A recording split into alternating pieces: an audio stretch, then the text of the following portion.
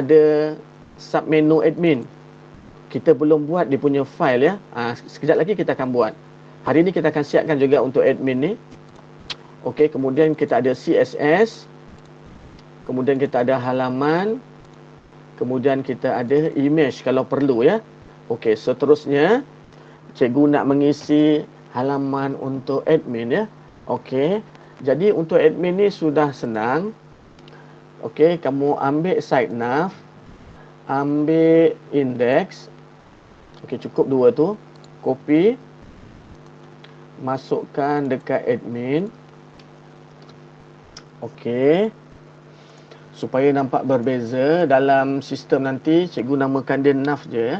Boleh juga buat admin nav. Admin nav lah. Admin nav. Okey, so kita ada index dan kita ada admin nav. Okey, dekat image ini untuk membezakan dia, okey, boleh buat kita tambah perkataan admin ya. Kat depan ni lah kita tambah. Okey. Kita tambah perkataan admin warna hijau lah ya. Admin. Okey. Admin aplikasi. Okey, kita save as.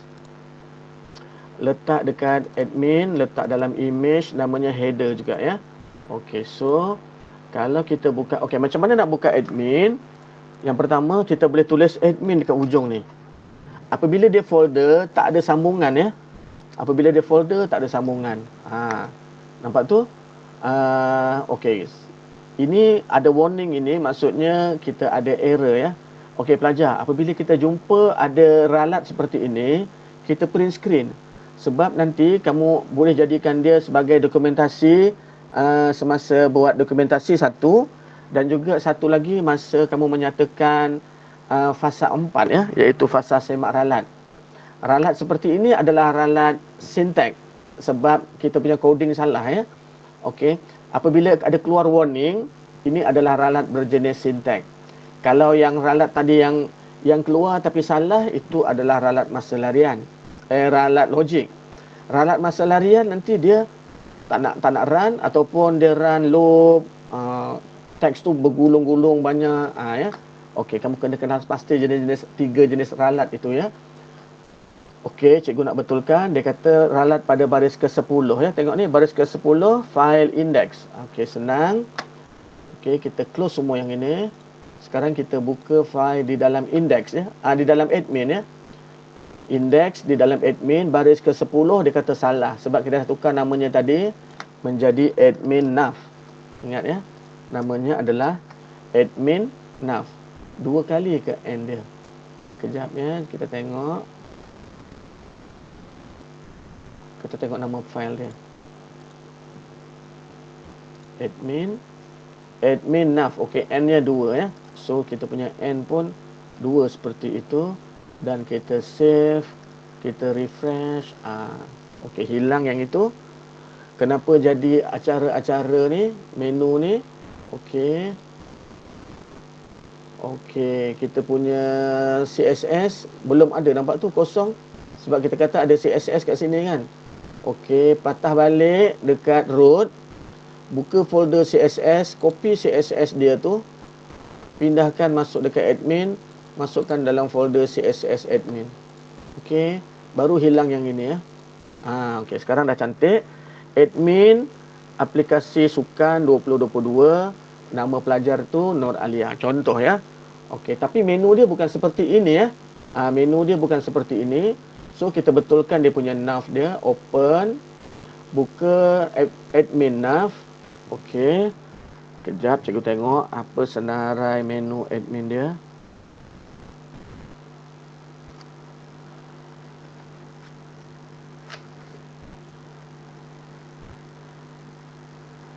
Okey.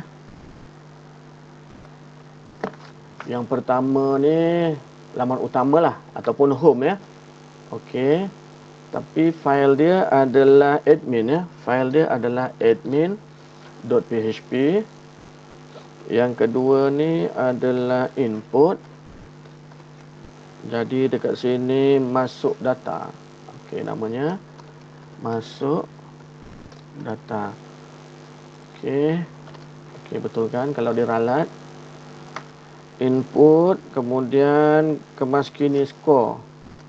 Mata, nama menu dia adalah kemas kini mata.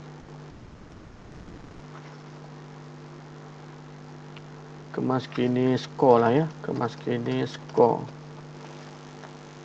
Kemudian ini semak. Namanya semak peserta ya. Okey, kemudian import. Oh, import tadi berada pada admin ya. Kita betulkan nanti menu kat depan tu tak ada import. Import data. Kemudian kita ada keluar. Kita buang satu ni. Yang ini keluar. Keluar daripada admin lah ya. Okey, oleh kerana kita nak balik ke depan, itu yang kita gunakan 2 titik dan kita akan masuk dekat logout.php. Okey. Itu bezanya 1 titik dengan 2 titik. 2 titik ni kita nak pergi ke depan satu level ya. Satu subfolder ke depan. Okey, ini adalah menu-menu untuk admin nav ya. Save. Jadi nav punya menu seperti ini ya. Laman utama, masuk data, kemas kini, peserta, import data, keluar. Okey. Baik. Maksudnya import data yang ada dekat admin tu nanti kita keluarkan ya. Kita keluarkan. Okey, sekarang ni kamu dah tahu kita sekarang ni ada index kita iaitu admin. Okey, sekarang admin pun belum ada nampaknya. Okey. Admin, kita ada input, kita ada mata, semak, import dan logout. Okey, index ni untuk admin. Okey, kita tukar dia menjadi admin.php ya. Save as, letak dekat root. Namanya admin.php. Okey, save. Tetapi kontennya bukan macam inilah ya. Ini kita kata halaman pengurus sistem. Okey. Sama macam tadi, jika ada include PHP, kita disablekan dia dulu. Include. Okey, adalah filenya, kita tak tahu apa nama file dia. xxx.php. Ya. Okey. Kita beritahu akan dinamakan kemudian. Ini catatan kepada kita dahulu ya. Okey, kita namakan ini sebagai admin. Kita save. Yang kedua, input. File save as input.php. Okey, save. Dekat situ kita kata halaman input data. Kita tak tahu lagi apa. Cikgu akan ajar kemudian yang ini. Okey, save sebagai input. Yang ketiga, mata ya, mata. Halaman skor. Okey, kita namakan dia sebagai save as mata.php. Kalau kamu nak gunakan nama lain pun boleh, pastikan pada nav dan juga pada include ni ataupun pada save ni namanya sama ya. Okey, mata, lepas tu semak, halaman semak peserta. File save as semak.php ya. Okey, semak. Okey, import. Okey, baru dah betul-betul import. Import data. File save as import.php. Dan yang terakhir ini adalah keluar ya. Keluar ni dia berada pada root. Dia tak ada kat sini, so kita tak payah buat ya. Okey, kalau kita nak buat new, terima kasih. Kita buat besar sikit ya. Kita bagi tahu dia PHP ya. PHP H1. Okey, terima kasih. Jumpa lagi. Okey. Yang ini untuk save dia kena hantar dekat root. Namanya adalah logout.php. Kodingnya bukan ini ya, kodingnya lain. Ini contoh saja. Okey, sekarang ni kita uji lari kat sini ya. Okey, halaman utama, halaman pengurusan sistem. Masuk data, halaman input data. Kemas kini, halaman skor. Semak peserta, halaman semak peserta, import. Dia akan import data. Apabila keluar, terima kasih, jumpa lagi. Macam tu ya. Okey, baik. Kalau begitu, yang ini kita kena buang lah ya. Okey, kita open nav yang berada dekat root. Site nav, okey. Kita boleh tukar jadi admin pun boleh. Admin, maksudnya kita akan pergi kepada folder admin. Tapi nanti dia akan ada kemudahan ataupun keperluan login ya. Login admin. Maksudnya kat sini dia jadi admin lah. Bila kita klik sini, dia sepatutnya tak terus masuk ke sini. Dia kena melalui satu proses, admin perlu login. Yang tu cikgu akan ajar kemudian ya. Okey, so sekarang ni keluar.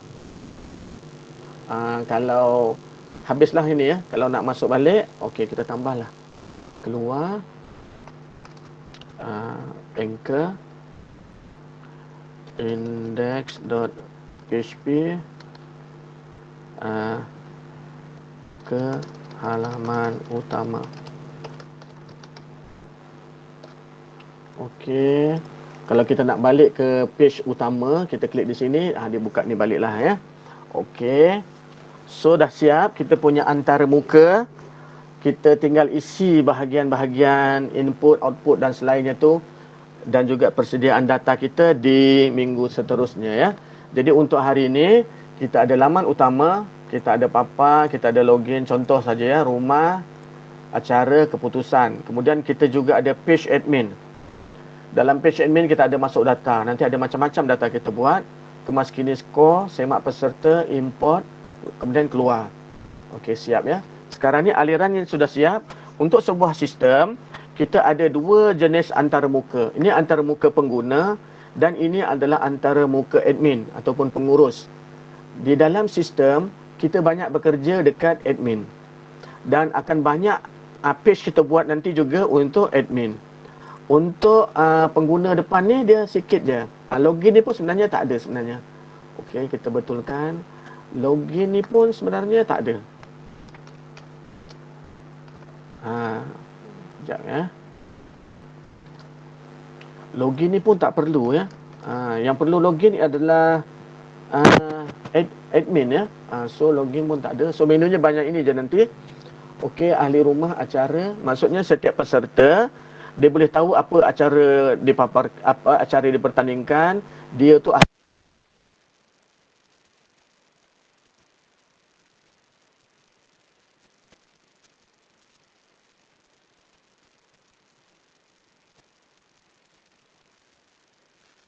Tak dengar. Hello Mai. Dengar? Aduh. Okey. Semula ya. Setiap sistem dia ada dua antarmuka ya. Satu antarmuka pengguna. Yang ini yang gunakan adalah orang awam ataupun umum. Yang ini admin. Okey, admin dia kena login dan sebagainya. Admin kena ada banyak kerja. Masukkan data, kemas kini skor, menyediakan kemudahan untuk kumpul-kumpul data dan sebagainya ya. Okey, untuk user dia sikit saja. Dia cuma mungkin dia nak semak dia ahli rumah apa, kalau dia ambil acara keputusan apa dia dapat dan begitu ya. So sebuah sistem yang lengkap dia ada dua antarmuka, antarmuka pengguna dan antarmuka pengurus. Okey, jadi untuk hari ini kita kena rancang antarmuka kita. Kalau kita pilih paparan yang pertama macam inilah. Kalau kamu pilih paparan yang kedua tadi, yang ada atas bawah semua tu kan, dan sebagainya. Oleh kerana di dalam pembangunan aplikasi ni kita ada prinsip interaksi ataupun prinsip antarmuka sistem, iaitu salah satunya adalah konsistensi. Jadi kalau kamu pilih yang ini layout dia, semua sistem kamu begini. Tak boleh sekejap interface dia macam ni, page yang kedua interface dia dah lain. Jadi yang itu kita katakan tidak konsisten ya. So kita kena follow prinsip, iaitu mesti ada konsistensi. Jadi sekarang ni kamu buat keputusan nak pilih yang mana, dan seterusnya nanti kita dah tak buat dah antarmuka ni. Sekali hari ni je kita buat antarmuka ni, seterusnya kita buat sistem-sistem yang lain. Okey, jadi kepada yang tertinggal, cikgu akan share coding ini. Kamu boleh dapatkan